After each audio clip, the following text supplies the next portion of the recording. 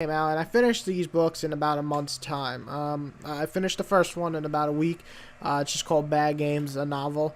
The second one is called Vengeful Games, and the third one is called Bad Games, Hellbent. Each one is different in the tone of it. The first one's definitely the darkest and most stalkerish, or the most horror-filled one. The story follows these two main characters, Patrick and Amy, and they're the good guys or the good family, and they have two kids, and they're basically going on a trip, a nice little trip to a lake house. Little do they know, these crazy motherfuckers come out and they want to play.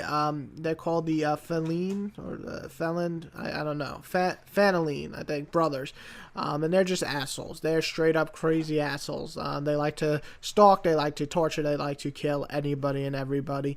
And they, what's different about them is they can control their urges. They just don't need to kill like randomly. They plan it all out and make sure that they can get away with it.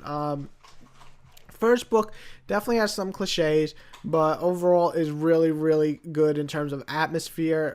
The time it builds up the characters, you actually care about them, and the character development throughout is really interesting, and the ending is definitely pretty damn good, and I enjoyed it. And I felt like it could have ended on a standalone, but the author instead wanted to continue, and that's his right to do so. But I really felt like it could have ended right there. But the first book itself, I would give a 4 out of 5 or an 8 out of 10.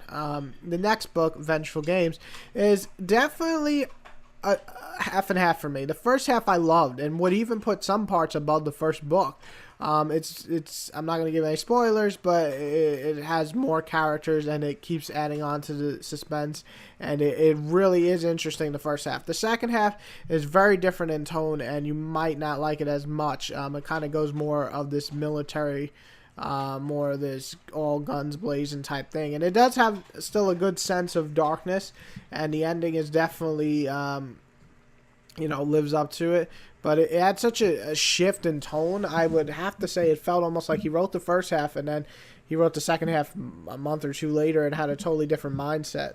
And the reason I say that is because book 3 is more similar to the second half of book 2. Anyway, the whole thing in book 2 I'd give around a 3 out of 5 or a 7 out of 10. It's a good follow-up, but it's nowhere near the first one in my opinion. Now the third book is an interesting one.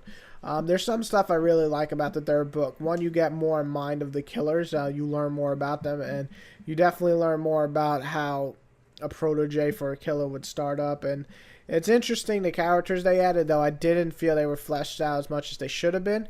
But you do have some of the old characters, and everything comes full circle, and that's what's good. It concludes in the end, and I like that. There doesn't have to be any more, and if there really want to be, I guess it could be, but there really isn't. It's just going to end here, and it feels like it closed up all the plot holes and all the stuff that it had to close up. Saying that, the tone was definitely more in line with the second book, and while it was enjoyable, I just didn't have the same feeling in the first book. It felt very different, and I guess I should judge it on its merits of its own book instead of continuously comparing it to the first. But it's just such a huge tone and change in tone throughout the series. I wish it stayed more like the first. However, that might have got boring. Either way, it's an enjoyable and fun read, and I give it around the same as 2. I thought it was consistently better than 2, because 2's second half wasn't nearly as strong as its first half, whereas book 3, it knew its tone that it wanted to go to, set the path, and did the whole way through the same way. And although the third half of the third book was a little clunky and a little cliche-ish, I liked it. I liked the ending, and it was overall a fun read. Definitely fun. So again, a 7 out of 10 or a 3 out of 5. Overall, these books worth reading. Definitely the first book at least. If you finish the first book, you really don't have to read 2 and 3 if you don't want to, but the first one could stand alone as its own book, and it's a very enjoyable and fun and dark read. It's not too graphic. It's not too violent. There are some really fucked up parts, but nothing where I would say, whoa. And there's I've read quite a few books that made me say, whoa, hold the phone, man. But this one's definitely not one of them. It's just a very enjoyable read. Any horror fans should check out Bad Games, the first book. And if you like that, check out Vengeful Games, and, of course, Hellbent. Overall, worth reading. Definitely check it out. And overall, I give the series about 7.5 out of 10.